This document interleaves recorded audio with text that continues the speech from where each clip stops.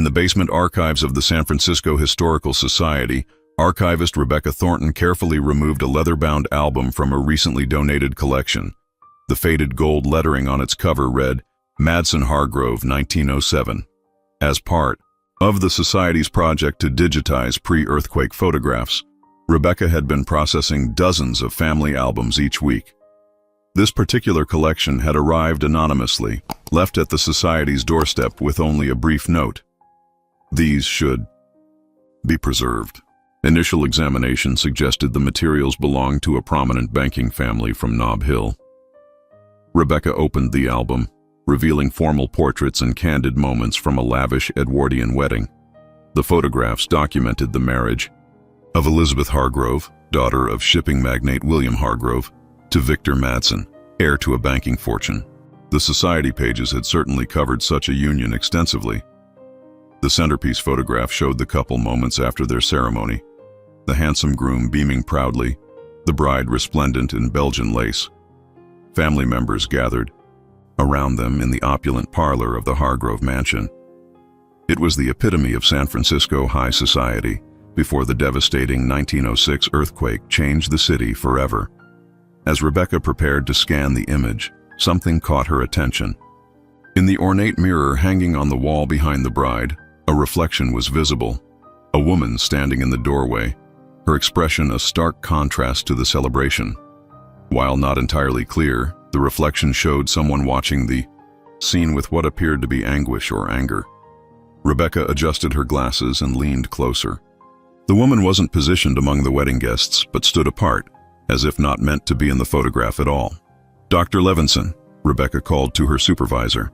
I think you should see this. What had begun as routine archival work had suddenly become something more intriguing. A question captured accidentally in silver gelatin, preserved for over a century, waiting to be answered. Dr. James Levinson carefully examined the wedding photograph under the specialized light of the conservation laboratory. With 40 years of experience as a historical photograph curator, he had developed an eye for details others might miss. The technical aspects are fascinating, he observed, adjusting the magnifying lens. This was taken with a flash powder system, cutting edge for 1907. The photographer likely didn't notice the reflection when composing the shot. Rebecca pointed to the mirror. Who do you think she is? She seems out of place. Indeed. Everyone else is celebrating. But this woman... Dr. Levinson paused. Let's check the wedding announcement for clues. The Society's newspaper archives contained the complete coverage of the Madsen Hargrove wedding from the San Francisco Chronicle, dated May 18, 1907. The article described the social event of the season in elaborate detail. The bride's gown from Paris, imported flowers, a guest list of 300 prominent citizens, and music provided by a string quartet from the symphony. Look at this, Rebecca said, pointing to a paragraph near the end. It mentions the ceremony was delayed by an hour due to an unfortunate disturbance that was quickly resolved. No further details provided. Dr. Levinson nodded thoughtfully. Let's examine the other photographs in the album. Sometimes the story emerges across multiple images. The remaining photographs showed traditional wedding moments. The couple cutting cake, dancing their first waltz, departing in a motor car. In none of these did the mysterious woman appear. We need more context, Dr. Levinson decided. The Hargroves and Madsens were prominent families. There should be other records. Rebecca began searching the Society's database. The Hargrove Shipping Company records were donated in the 1950s, and the Madsen Banking Corporation archives came to us when they merged with Western Financial in 1989. Excellent starting points, Dr. Levinson said, but I suspect we'll need to look beyond business records. This has the feeling of something personal, something families would prefer to keep private. The research room of the San Francisco Public Library housed an extensive microfilm collection of local newspapers dating back to the Gold Rush era. Rebecca and Dr. Levinson had secured permission to access these archives, focusing their search on the months surrounding the Madsen Hargrove wedding. Social events were covered extensively in this era, Dr. Levinson explained as he threaded the microfilm onto the reader. Engagements, weddings, charity balls, they were documented in minute detail. The engagement announcement from December 1906 described Elizabeth Hargrove as the accomplished daughter of William and Margaret Hargrove, and Victor Madsen as the promising young heir to the Madsen banking fortune. The families expressed mutual delight at the forthcoming union. Rebecca noted something curious. There's no mention of a previous engagement for either of them. Not unusual, Dr. Levinson replied. But let's look at society columns from the year before. Methodically working backward through 1906, they found numerous mentions of Elizabeth attending events, often escorted by different eligible bachelors. Then, in April 1906, just days before the earthquake, a small item appeared. Miss Elizabeth Hargrove was seen at the symphony in the company of Mr. Thomas Aldridge, a talented architect newly arrived from Boston. Sources close to the Hargrove family suggest an announcement may be forthcoming. Thomas Aldridge, Rebecca repeated. No further announcements appeared after that. Dr. Levinson continued scanning through post-earthquake coverage. The disaster would have disrupted normal social reporting. In August 1906, they found a brief mention. Mr. Thomas Aldridge, who had been contributing his architectural expertise to rebuilding efforts, has departed for Chicago. His innovative designs for earthquake-resistant structures had gained attention among the reconstruction committees. Rebecca frowned. He left rather suddenly. And by December, Elizabeth was engaged to Victor Madsen, Dr. Levinson noted. Let's search specifically for Thomas Aldridge. The only other reference they found was from a professional journal. Aldridge Architecture Studio opens in Chicago, specializing in modern structural designs. Mr. Aldridge's experience with San Francisco's reconstruction has informed his innovative approaches to urban planning. We need to find a connection between Aldridge and the wedding photograph, Rebecca said. Could the woman in the mirror be related to him somehow? The California Architectural Archives, housed at Berkeley University, maintained records of significant buildings and their designers from throughout the state's history. Rebecca and Dr. Levinson had arranged to examine any materials related to Thomas Aldridge's brief time in San Francisco. His work here was limited, explained the archive's curator, Professor Helen Wu, but quite notable given the circumstances. Aldridge arrived just months before the 1906 earthquake and became involved in the recovery planning almost immediately afterward. She presented them with a portfolio containing Aldridge's sketches, blueprints, and photographs. His proposals for reinforced concrete structures and improved building codes reflected forward-thinking approaches to urban safety. He worked closely with the Reconstruction Committee. Professor Wu continued. William Hargrove was a key member of that committee, representing business interests in the rebuilding efforts. Rebecca carefully turned the pages of the portfolio, examining photographs of Aldridge at various construction sites. In one image, taken at a committee meeting, William Hargrove could be seen in the background, and beside him, a young woman. Is that Elizabeth Hargrove? Rebecca asked, pointing to the woman. Professor Wu leaned closer. The notation identifies her as attending in a secretarial capacity. The committee meetings were typically male-only affairs, but in the post-disaster chaos, such conventions were sometimes relaxed. Dr. Levinson studied the photograph. So Elizabeth and Thomas would have had regular contact through her father's committee work. There's something else interesting, Professor Wu said, retrieving another folder. Aldridge submitted a design for a residence in Pacific Heights, commissioned by the Hargrove family in June 1906. The project was never completed, and the commission was withdrawn in September of the same year. The detailed drawings showed an elegant home with innovative safety features and modern amenities. Notations in Aldridge's handwriting indicated specific requests from Miss Hargrove regarding the layout of the music room and garden design. This wasn't just any commission, Rebecca realized. This looks like a house being designed for a young couple. Dr. Levinson finished her thought. Perhaps Elizabeth and Thomas were planning a future together. Before something changed, Rebecca added, before he suddenly left for Chicago. The Hargrove family papers, stored in acid-free boxes in the Historical Society's climate-controlled repository, had never been fully cataloged. Rebecca and Dr. Levinson spent hours examining correspondence, business records, and personal diaries. Most of the collection focuses on shipping business matters, Rebecca noted, carefully turning the pages of William Hargrove's 1906 ledger. Family correspondence is minimal. Not surprising, Dr. Levinson replied. Personal matters were often kept separate from business records, but there might be references that provide context. In a small leather box labeled Elizabeth Personal, they discovered a bundle of letters tied with faded blue ribbon. The earliest was dated February 1906, and the handwriting matched the architectural notations they had seen in Aldridge's portfolio. "My dearest Elizabeth," Dr. Levinson read aloud, "your father's approval of our architectural discussions has provided the perfect cover for our meetings, though I find myself distracted from professional matters whenever you enter the room. Your suggestion for incorporating the bay window in the library shows your natural eye for design. How fortunate I am to find a woman whose vision for our future home matches my own." The letters continued through March and April, growing increasingly affectionate.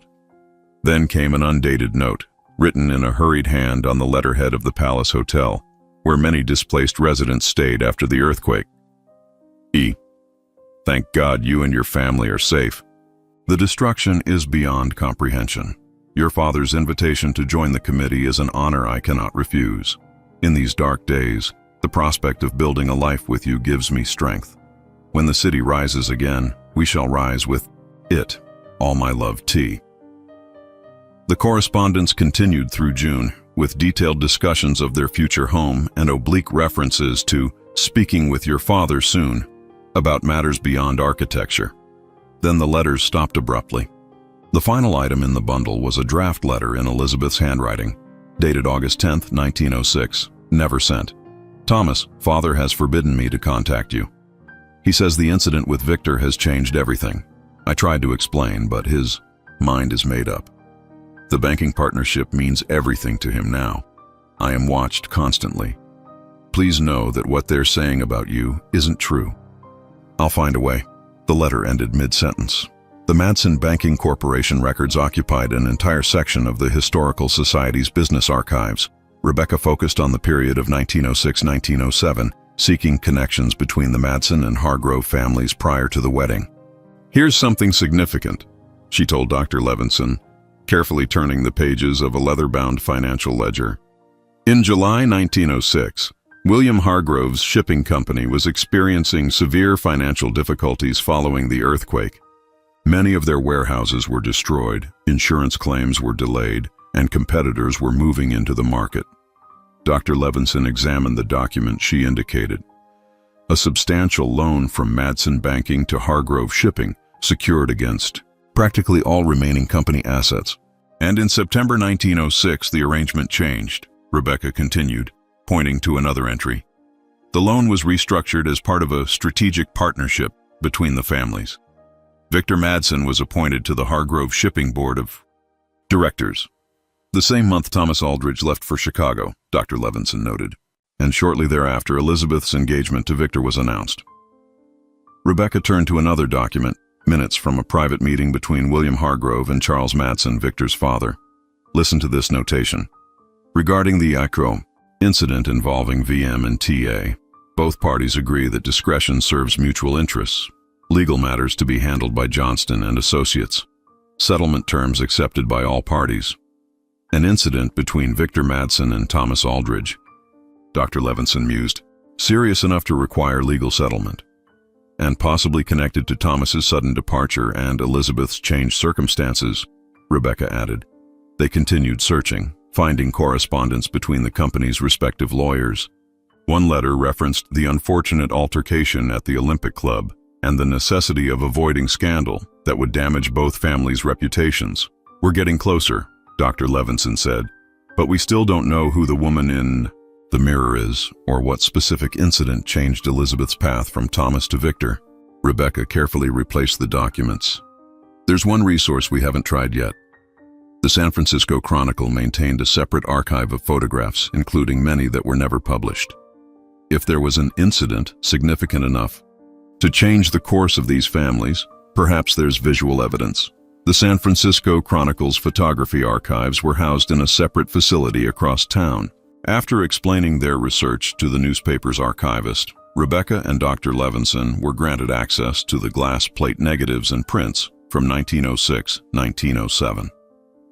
Society events were frequently photographed, even if all the images weren't published, the archivist explained, especially for prominent families like the Hargroves and Madsons.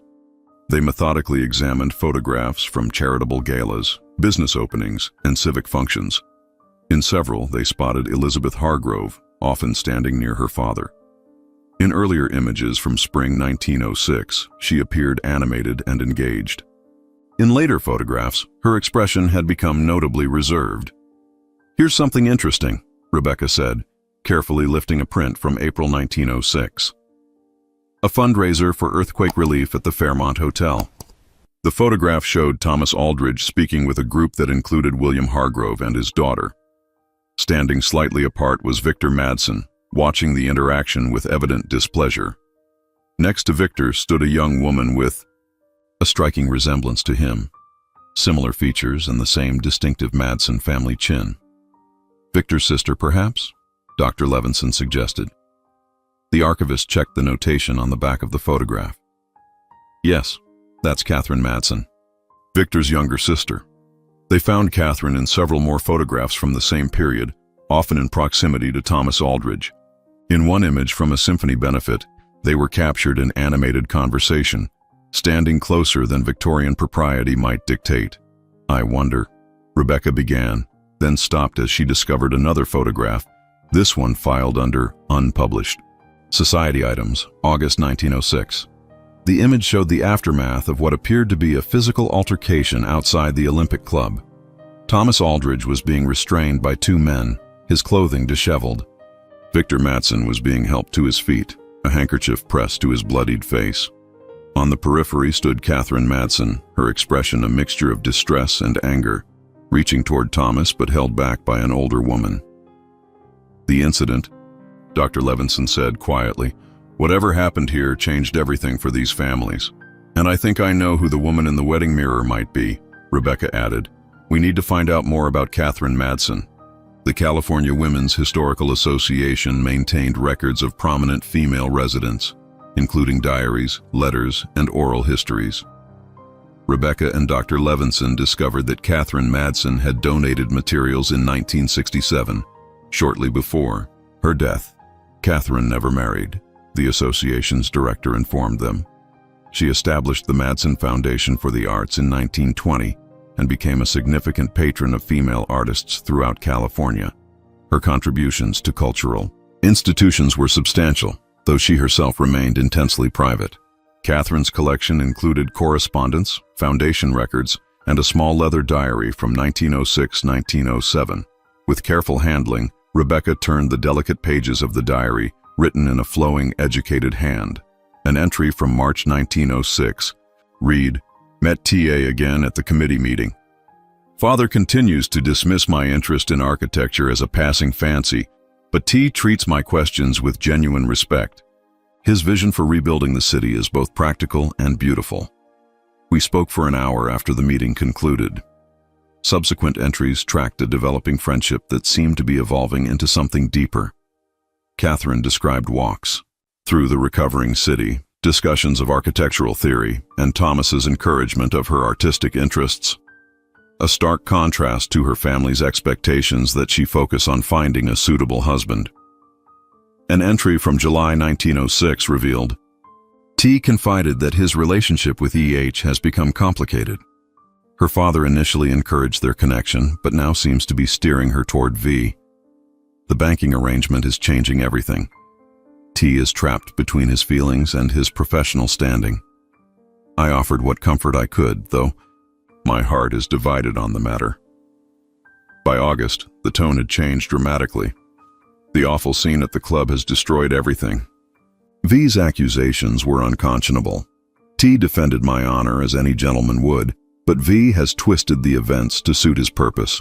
Father believes V's version entirely. The lawyers have been called. T is being forced to leave San Francisco. His reputation here in tatters. E is forbidden to contact him, and I am to be sent to Aunt Margaret's in Boston until the matter settles. My letters to T have been returned unopened. A final entry, dated May 17, 1907, the day before the wedding. Tomorrow E will marry V, cementing the business arrangement that Father and Mr. Hargrove have orchestrated. E moves through preparations like a sleepwalker. V struts about triumphant. I have promised Father I will attend and maintain appearances, but he cannot dictate my heart. I have written to T in Chicago one last time. Perhaps when I return to San Francisco, I can build a life of my own design, even if not the one I had hoped for. The San Francisco Call Society pages from June 1907 included a small item that caught Rebecca's attention. Miss Catherine Madsen has returned from an extended stay with relatives in Boston. She attended her brother Victor's wedding to Miss Elizabeth Hargrove last month and has now taken up residence in her own apartments on Russian Hill, where she intends to establish a salon for artists and architects interested in the continuing rebuilding of our great city. She came back for the wedding, Rebecca noted, despite everything that had happened. Further research into Catherine's life revealed that she had indeed established herself independently from her family. By 1910, she had opened a small gallery showcasing female artists and architects. Her brother Victor and Elizabeth maintained minimal contact with her, according to social columnists who noted Catherine's absence from Madsen family events. More illuminating was a small article from the Chicago Architectural Review, dated April 1908. Thomas Aldridge's innovative designs for the new civic building have earned him considerable acclaim. When asked about his influences, Aldridge credited his brief but impactful time in San Francisco. The resilience I witnessed there, both in structures and in people, continues to inspire my work, he stated. Mr. Aldridge declined to comment on rumors of his possible return to California, saying only that some bridges, once burned, cannot be rebuilt. Dr. Levinson discovered records indicating Catherine had traveled to Chicago several times between 1908 and 1910, ostensibly to visit architectural exhibitions. During the same period, her foundation funded scholarships for young architects to study earthquake-resistant design methods. The connections are becoming clearer, Rebecca said, but we still don't know for certain if Catherine was the woman in the mirror at the wedding. Their answer came from an unexpected source, the memoirs of the wedding photographer, Henri Dubois, published in 1925. In a chapter about memorable commissions, he wrote, "The Madsen-Hargrove wedding presented unique challenges. The families insisted on perfection, with specific instructions about who should be prominently featured and who should remain peripheral. During the formal portraits, an uninvited guest appeared briefly, the groom's sister, who had been estranged from the family. Her presence caused considerable tension, though the bride seemed almost relieved to see her. I captured one image before she was escorted away. Later, reviewing the plates, I noticed her reflection had been caught in the mirror behind the wedding party, a ghost-like reminder of family secrets that no camera can fully conceal. The exhibition room at the San Francisco Historical Society was filled with carefully mounted photographs, letters, and artifacts. Titled Reflections, The Untold Story Behind a 1907 Wedding, the display had drawn considerable interest from historians and the public alike. At its center was the enlarged wedding photograph, with a special panel dedicated to the mirror's reflection and the woman captured within it. Nearby, Catherine Madsen's diary was open to her entry from the wedding day, alongside architectural drawings by Thomas Aldridge for the home he had once planned with Elizabeth. The research has given us a remarkably complete picture, Dr. Levinson told the gathered audience during the opening reception.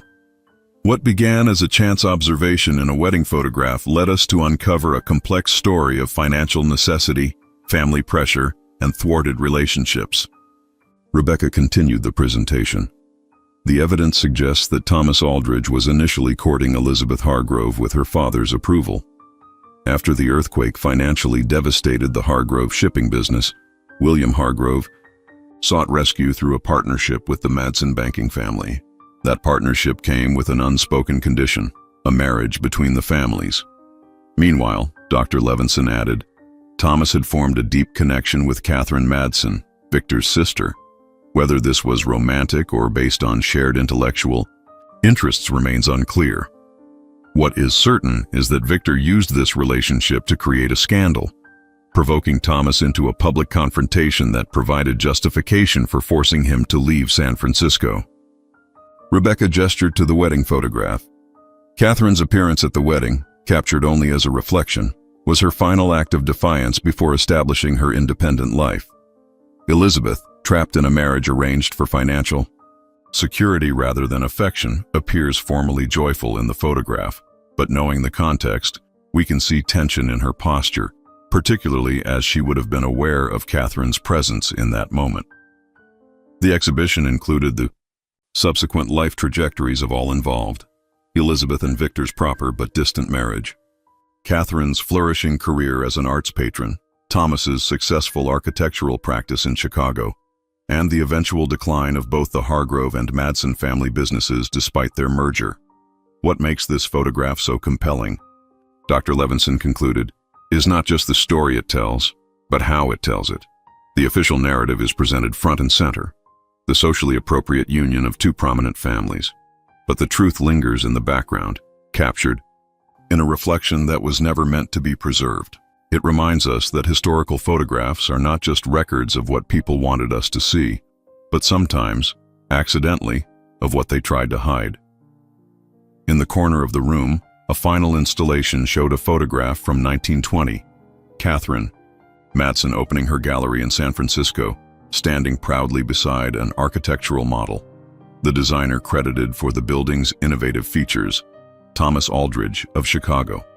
Their professional collaboration, begun 13 years after the wedding, suggested that some bridges, despite everything, could eventually be rebuilt.